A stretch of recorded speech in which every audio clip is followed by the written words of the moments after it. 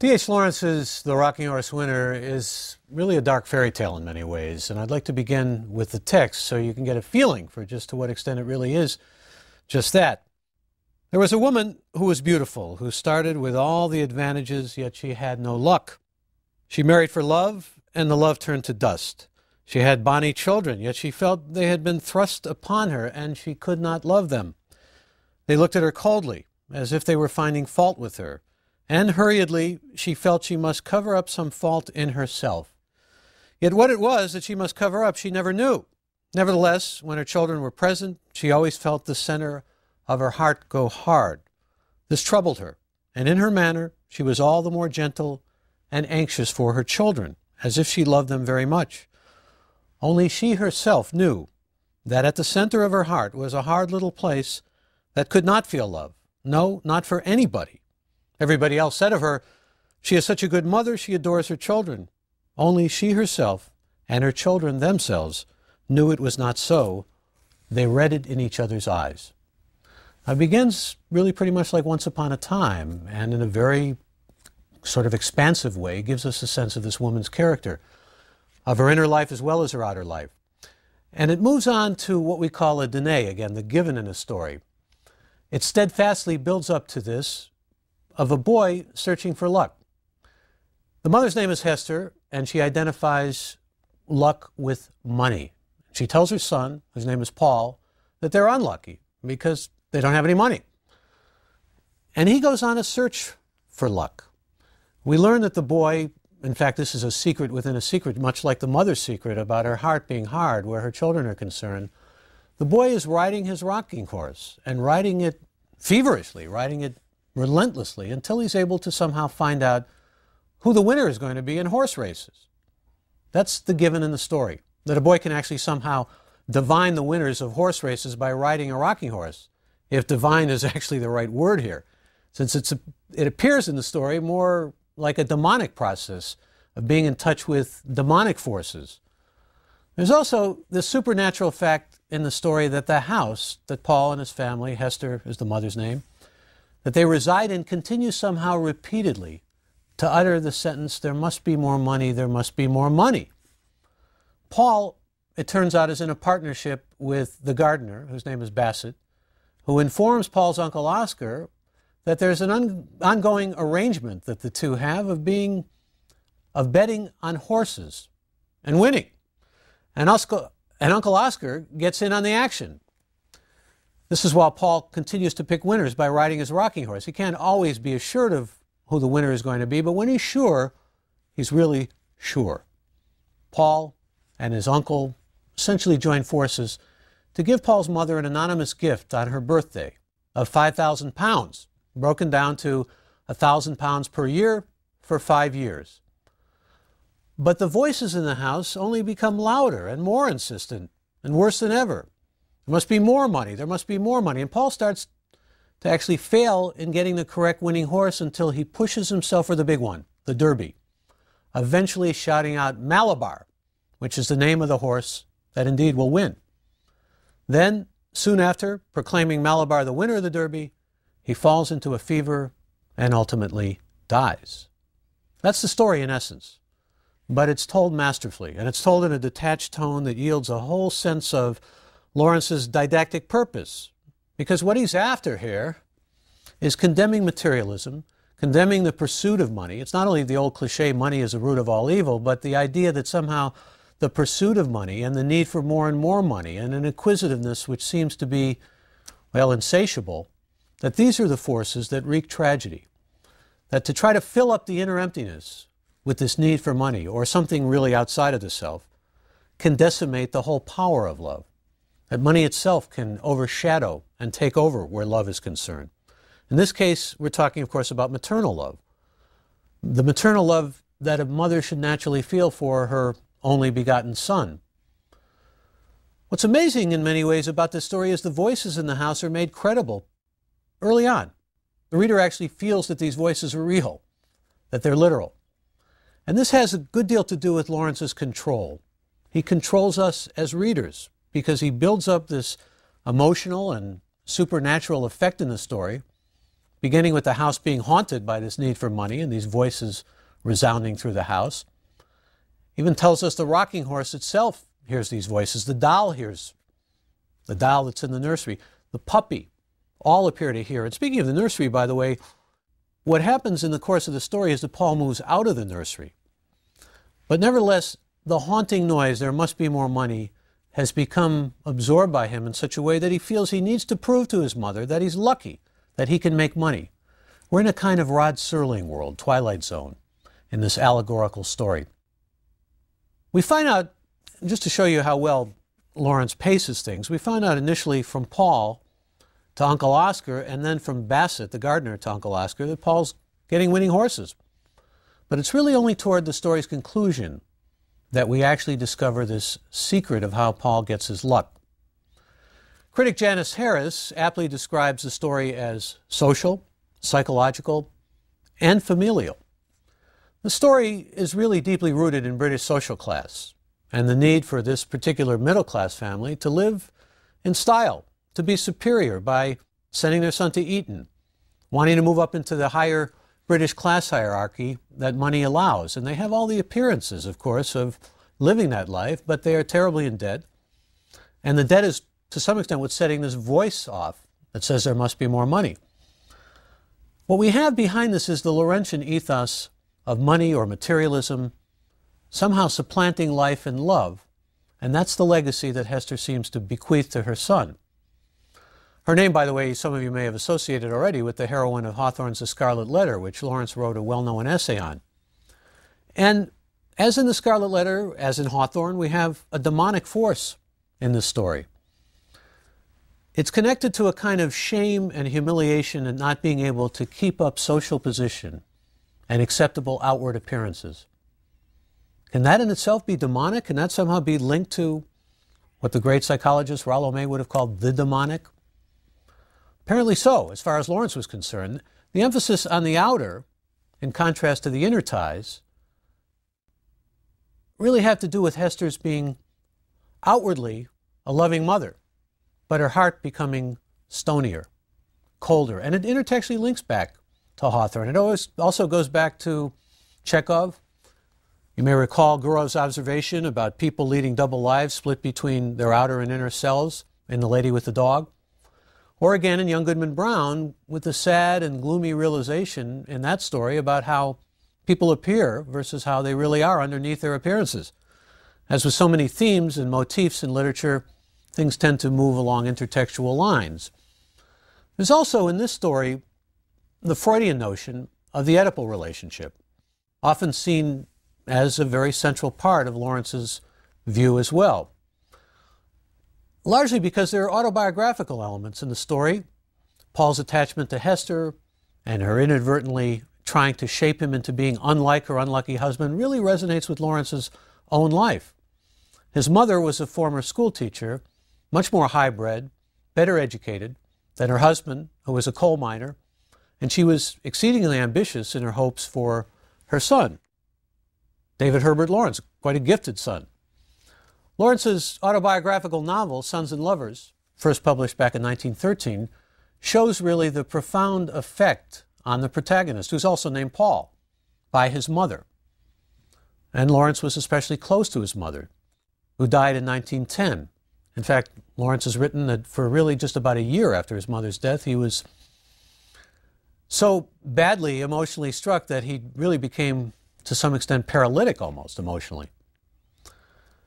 Getting back to The Rocking Horse Winner, there's a poet and critic named W.D. Snodgrass who wrote a famous Freudian-based interpretive essay of The Rocking Horse Winner that had a good deal of impact on the reading of the story.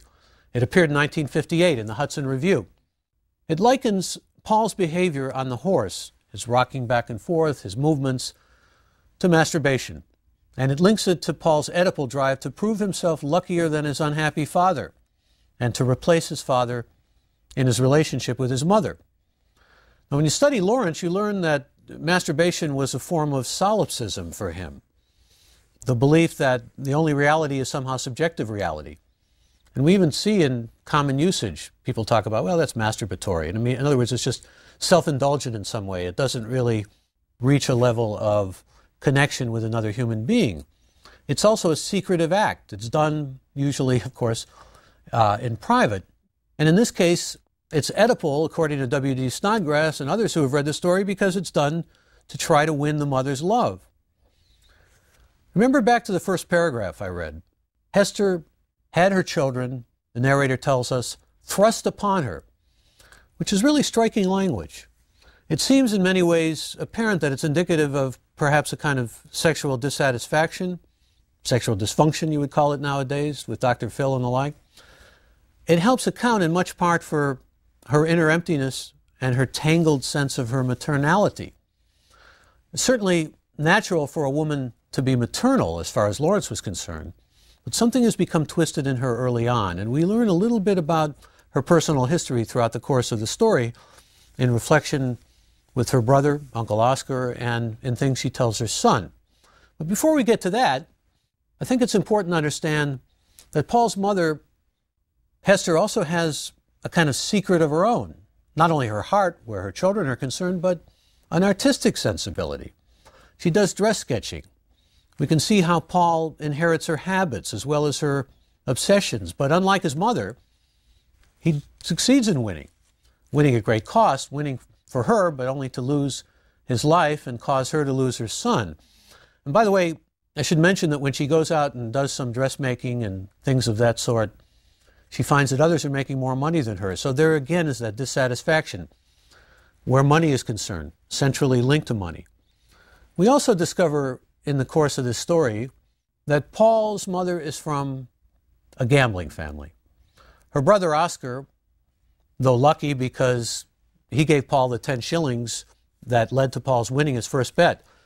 Paul had taken money first from Bassett, the gardener, and had been unlucky with that money. But Uncle Oscar, he feels, gave him luck. So here's this whole question of what is luck in the story? What is luck, and what does it have to do with money, and what does it have to do with happiness? Oscar is a gambler. We're told that gambling in the family caused great damage. Hester tells Paul that. It's almost as if Lawrence is intimating that gambling is an ongoing family or hereditary disease of some sort, something that really had a good deal of speculation attached to it many years later. So here's a story that gets us deeply into family and into really lineage or heredity, also traditions that are passed down that are linked to gambling, not good traditions, traditions that are in fact said to do a great deal of damage, but what that damage is we don't know. Nevertheless, it seems to be something that Paul has inherited. It seems to be part of his legacy. The story also has a whole religious dimension to it, a religious significance. Bassett is taking money and putting it into horse bets, taking money and holding it for Paul, his money as well. That started out with Uncle Oscar's fronting him some money. And when Bassett, the gardener, speaks to Paul, he is as serious as a church. He speaks of the young master, as he's called, in a secret religious voice. And all of this suggests something really quite religious, in Bassett's mind at least, about where Paul is getting this information about who's going to win the horse race.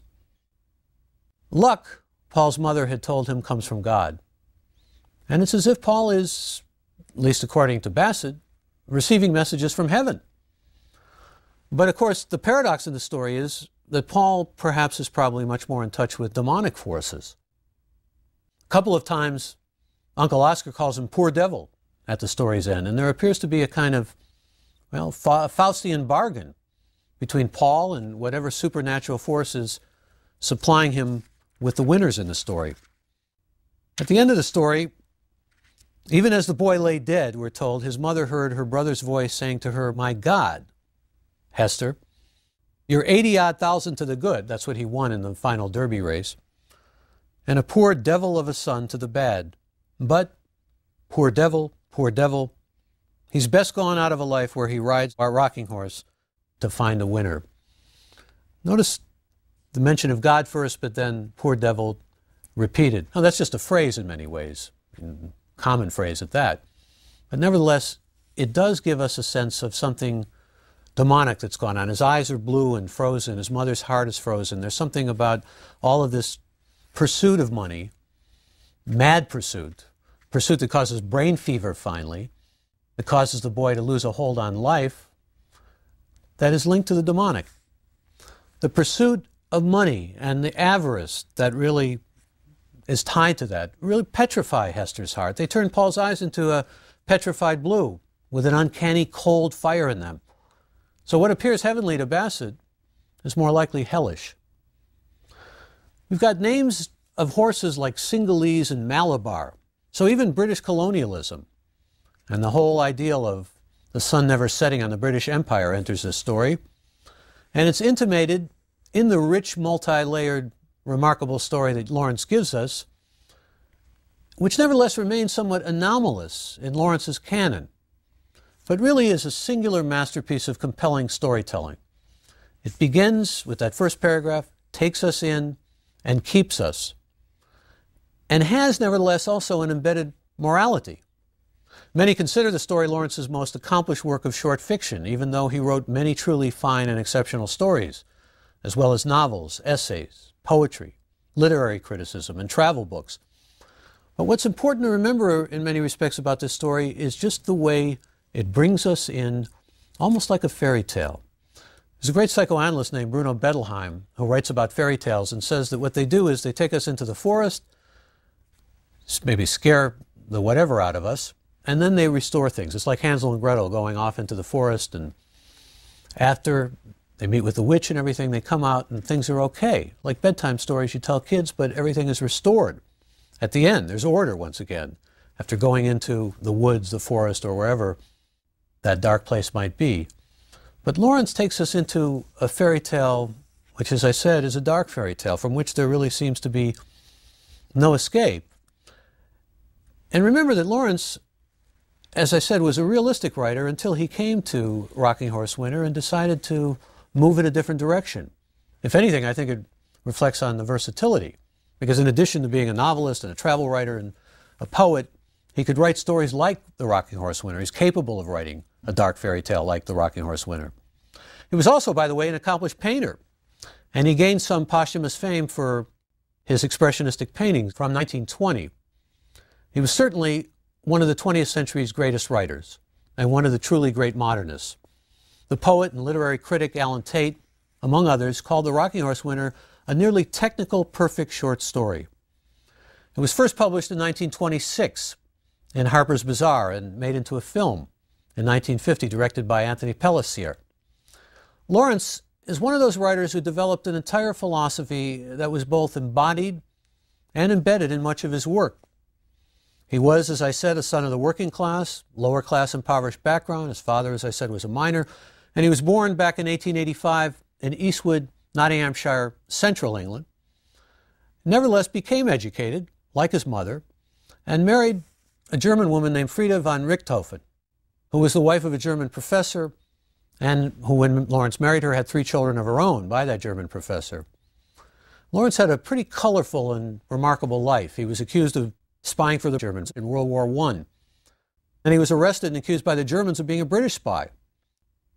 Despite a kind of ephemeral fascination with fascism that can be seen in a later novel of his, Kangaroo, which was published in 1923, Lawrence pretty much remained throughout his lifetime removed from politics and dedicated to art.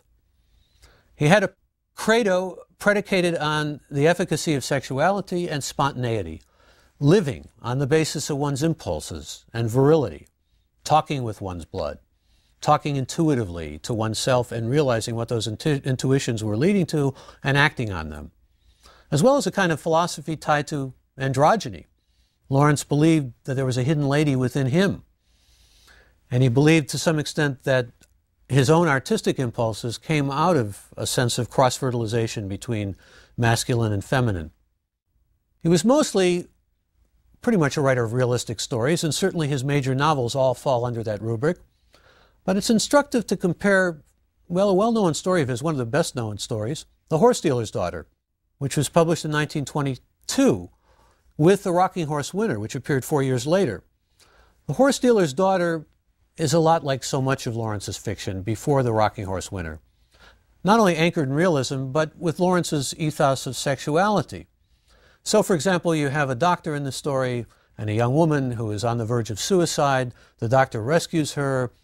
There's some exposure of flesh, and as a result, there's this sense of something within their blood, chemistry, electricity, whatever you want to call it, that draws them to each other, and suddenly there's a marriage proposal, and it seems like they're really destined to be together. Compare that to The Rocking Horse Winter, which opens up an entirely different vein of fantasy and the supernatural. And this was written at the time a mystical novel of Lawrence's appeared, that is in 1926 also, originally titled Quetzalcoatl. It was a novel all about Mexico called The Plumed Serpent. And it had a pre-Christian cult in it, and it had all kinds of things that really bore more perhaps on the supernatural. Lawrence was vilified. And he was vilified particularly because of the publication of his last novel, Lady Chatterley's Lover, which again gets us back to so many of the major themes that we call Laurentian. This is a story of Mellors, who is essentially a workman, speaks like a workman, and is of the working class, and becomes a lover of Lady Chatterley, whose husband is pretty much an invalid. It was published first in 1928 in Florence, but afterward, confronting a number of court battles, Lawrence was able to overcome the fact that it had been banned. It's again a realistic story. It's not supernatural like The Rocking Horse Winter. The Rocking Horse Winter, in so many respects, stands alone. And to the present day, Lawrence is considered one of the world's greatest writers, and The Rocking Horse Winter, one of his, and certainly one of the world's finest stories. It's one of those stories, despite W.D. Snodgrass's criticism, that really had a great deal of influence on the way people have continued to interpret the story in this Freudian way, has set critics and scholars debating a wide range of interpretations. It's a lot to do with the fact that there are so many different levels of meaning in the story. And it can be read in all of these different contexts: social, psychological, familial, or religious. And that's just to name a few. As I said, it's also a story very much rooted in class divisions. And Lawrence had, for his entire life, an interest and a disposition toward the mystical, what we call intuitive as opposed to rational thinking. And I believe that this too is reflected in the metaphysical tapestry of The Rocking Horse Winter. It's really a story, however, that particularly conveys to us the consequence of the absence of love. The French post-structuralist Derrida would call this the presence of absence. The presence of that absence, especially of maternal love, and the need for human beings to live within their humanity rather than something outside of themselves, acquisition, money, colonialism. To be able to release themselves from solipsism and from the sense of the self that takes a vaunted and a preeminent role, as opposed to being able to extend the self. These are really important themes here, and are themes that we come back to in Lawrence's work and also in stories like The Necklace by Maupassant. But we're not anchored to realism or the natural world in The Rocking Horse Winter. The Rocking Horse Winter takes us really into an alternative reality. It takes us into not only a supernatural world, but it takes us into the whole sense of allegory and the sense of the heart being cold and the heart being stony, of a boy who can somehow commune with what Yeats would have called spiritus mundi, the world of spirits. It takes us into, in other words, a different dimension. It takes us into what we perhaps could call the Twilight Zone, as I said earlier. And one of the particularly engrossing and enrapturing elements in this story, dimensions of this story, is that it has a movement to it that follows linear and right up until the rather stark and tragic conclusion. In other words, think back to Poe for a moment. Think back to just the linear relentlessness of moving us along a line and making us engaged in a story the way Poe can do. And you realize what Lawrence is able to do as well. From the beginning of that story, with its fairy tale-like beginning, we're moved along a trajectory that makes us want to know more and is revealing to us more as we move along, revealing to us that something is going on here with this house speaking. Something is not necessarily revealing itself, but taking place and transpiring that we want to know about, that we're curious about, that arouses not only our curiosity, but also to some extent our suspicion, with hints that something deeper and more profound indeed is transpiring. And wanting to find out what's going on, and then finding out a secret from the beginning that's in Hester's heart, and then a secret within a secret of Paul's, if you agree with Snodgrass, masturbatory secret activity of riding his rocking horse and finding out the winners, is all moved with a kind of craft, omniscient point of view, craft, that really is quite astonishingly good. And I want particularly to emphasize the fact that emotions are aroused on us in the story as well. That we're made to feel for this young boy. He's moved out of the nursery, he's becoming perhaps a young man, and he's in that strange phase between boyhood, or moving out of childhood and moving into perhaps adolescence. But we begin to feel a kind of empathy with him because his mother has gone cold, and as a result he feels he has to prove something to his mother. And he becomes fiendishly, demonically possessed by the need to show his mother. Now, this is all presented again in supernatural ways, but it's presented in such a way that readers can easily identify with it. It's universal in the way it speaks to us, and I think the way we respond to it. We want to move next to a friend and actually literary associate of D.H. Lawrence, another great figure in modernist fiction, Catherine Mansfield, whose origins were in New Zealand, but who spent a good deal of her life in London after her family moved to England, and who, along with her husband, the literary critic John Middleton Murray, was a prototype for a couple in Lawrence's famous novel, Women in Love. Lawrence and his wife Frida actually shared a home with Catherine Mansfield and John Middleton Murray in England from 1914 to 1915. And what we're going to discuss is a story by Mansfield, much praised, much deserving of the masterpiece mantle, called The Garden Party. It reflects a return to realism. It's a very Chekhovian story, in many ways really influenced preeminently by Chekhov. And what we're going to also see in her work, that is in Mansfield's work, is the beginnings of the spectacular rise which would come a few decades later, but I think is certainly in some ways emblematic of the importance of writers like Catherine Mansfield getting the kind of recognition that she was able to get in her lifetime, of the role women will play in short fiction. And it's a central role, particularly as the years go by and particularly as waves of feminism begin to have their impact. So next, it's onward and certainly we hope upward to another very much rooted Chekhov-type story by Catherine Mansfield, The Garden Party.